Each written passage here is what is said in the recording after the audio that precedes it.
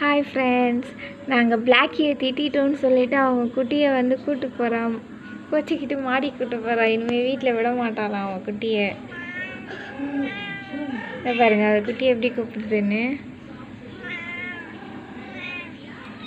ஏண்டா தூங்குற குட்டியை நீ எடுத்துகிட்டு வந்தா? பிளாக்கி, உனக்கு இந்த அளவுக்கு கோவம்லாம் வரக்கூடாது. ஓவரா பண்ணுற. உன் குட்டியை கூட்டு போகணும்னு நினைக்கிறேன். இருப்பா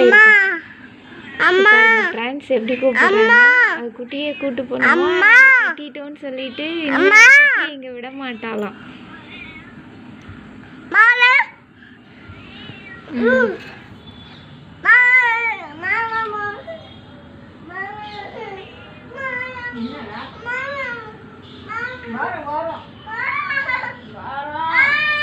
பாருங்க ஃப்ரெண்ட்ஸ், மாடி கூட்டு போகிறா.